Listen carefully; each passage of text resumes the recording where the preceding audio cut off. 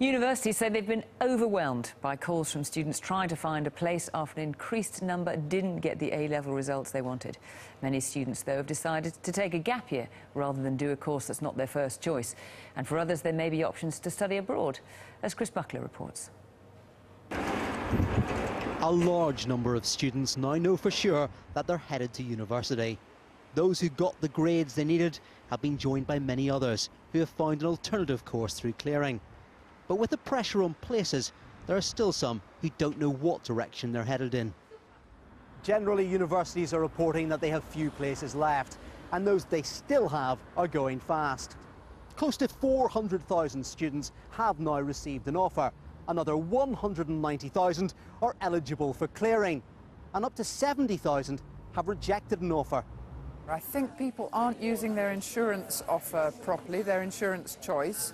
So when they fail to get their first choice, they suddenly decide they don't want to use the insurance choice.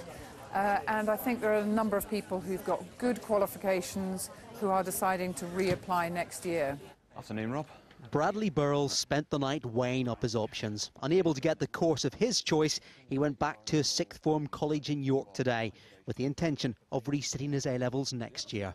One of the tutors here, Rob, has persuaded me off that, and we did look at doing the York College as a higher extended degree here. So I did look at doing that, but through that I ended up doing environmental sciences.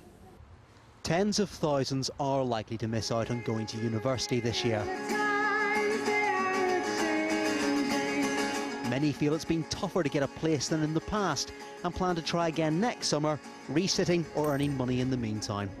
There were about 57,000 students applying this year who were reappliers from last year, and I think the pressure on numbers probably indicates that the number who are going to reapply next year is even greater. So there is an issue about bottleneck being created. There is another option to get a degree: studying abroad.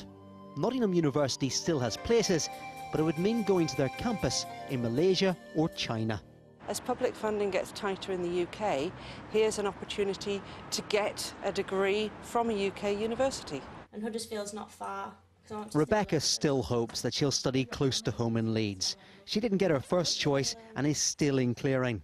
Would you consider studying abroad rather than a university in the UK? I've not considered it, no. I'd prefer to study at home. If you've got your family and friends, and abroad you're pretty much by yourself. Decisions over where to go are still being taken. While some know their future, it remains an anxious time for others. Chris Buckler, BBC News, Leeds.